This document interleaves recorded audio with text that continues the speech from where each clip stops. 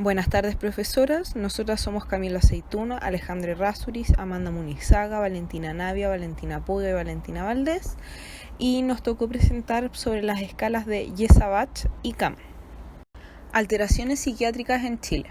Actualmente en Chile, según la Encuesta Nacional de Salud, entre el año 2016 y 2017, el 15,8% de la población mayor a 15 años tiene síntomas depresivos y el 6,2% tiene depresión.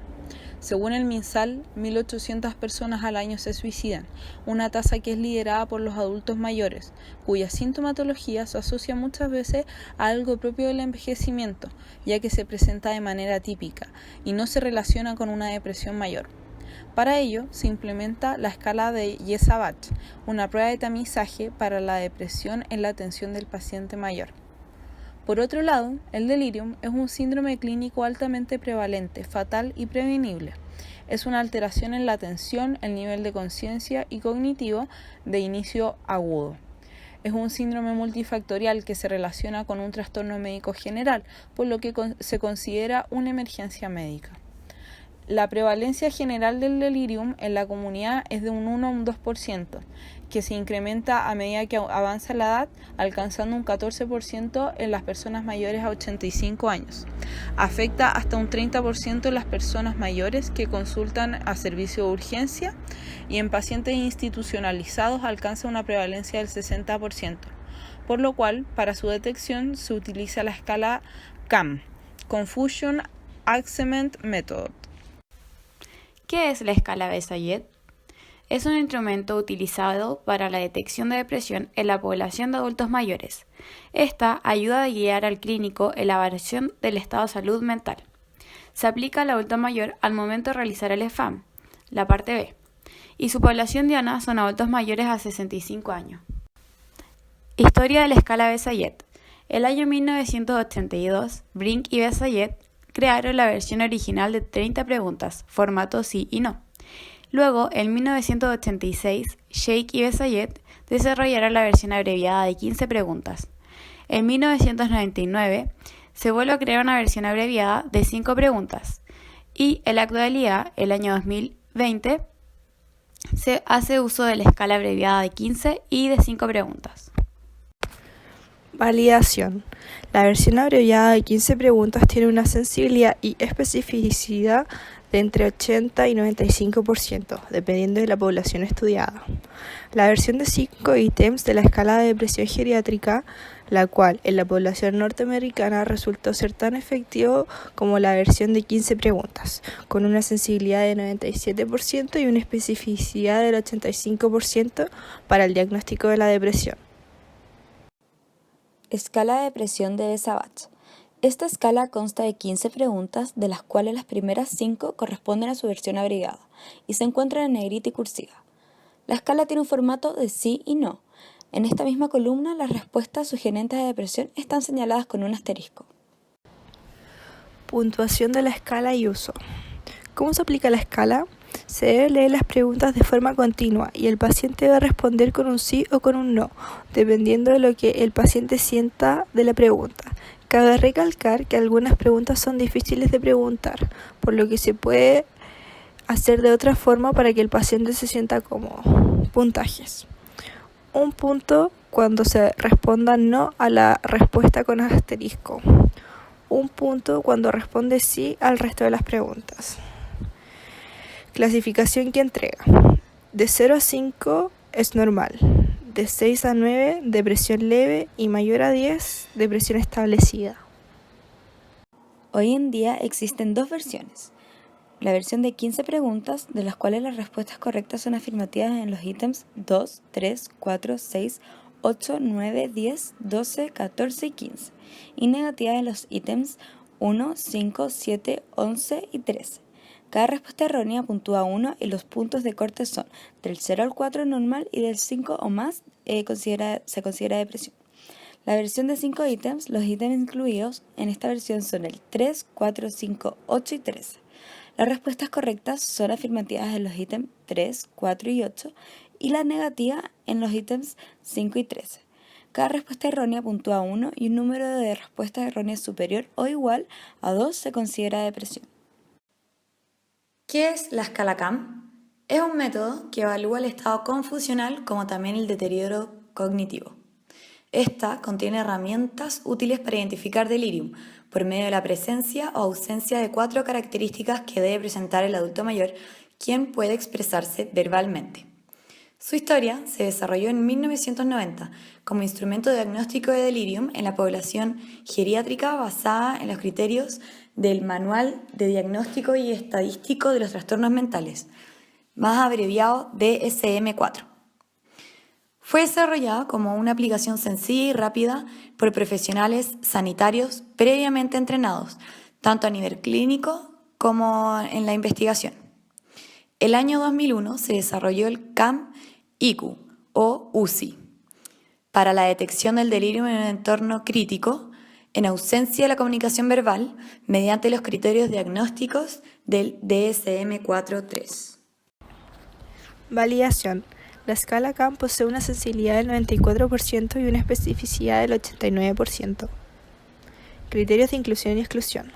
Este instrumento tiene una limitación relevante, que es el requerir de comunicación verbal para su aplicación. Debe ser realizado por un profesional capacitado y en el caso de que el paciente esté hospitalizado en cuidado intensivo se le aplica el CAM-IQ. La escala CAM consta de 4 preguntas que para el diagnóstico de delirium es necesario que estén los 2 primeros criterios y por lo menos uno de los 2 últimos. Es decir, si en el primero sale que no, se descarta el tiro y no tiene un diagnóstico de delirium. Pero si sale sí, se sigue con la otra pregunta. Y a la vez esta dice que sí, se sigue con las otras 2. Luego está la escala CAM-UCI, que como habíamos dicho anteriormente, esta es usada en pacientes que no pueden expresarse verbalmente, es decir, que estén con ventilación mecánica o sedados. Este es un instrumento de rápido diagnóstico de delirium, ya que toma entre 3 a 5 minutos y puede ser realizado por un médico o enfermera. Este a la vez también consta de 4 preguntas, y como lo mismo que la escala CAM, se necesita que estén presentes los primeros 2 criterios y puede o no presentarse los últimos 2. Puntuación de la escala y uso. Se divide en 2 partes. Primera parte tiene 9 ítems, que son inicio agudo, falta de atención, pensamiento desorganizado, alteración del nivel de conciencia, desorganización, pérdida de memoria, alteraciones de la percepción, la agitación psicomotriz o retardo. Y por último, el ciclo sueño vigila alterado. La otra parte se divide en 4 ítems, donde está el inicio agudo y curso fluctuante, pensamiento incoherente, alteración del nivel de conciencia y falta de atención. Se considera positivo el delirio si se encuentra presente los 2 primeros enunciados, A más B, y uno de los restantes C o D. Primero, cambio del estado mental del inicio agudo y curso fluctuante. Se evalúa preguntando a familiares del paciente si ha habido un cambio agudo en el estado mental del paciente respecto a su basal, que son las horas y los días, y si ha habido una frustración en su estado durante el día. Son característicos los intervalos lúcidos. Inatención como segundo. Se detecta si el paciente es incapaz de focalizar la atención a un estímulo externo. Operativamente se puede evaluar solicitando inversión de series simples como días de semana o que levante la mano si escucha cierta letra. Pensamientos desorganizados.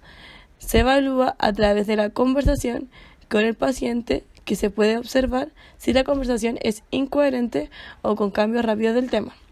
Cuarto, alteración del nivel de conciencia.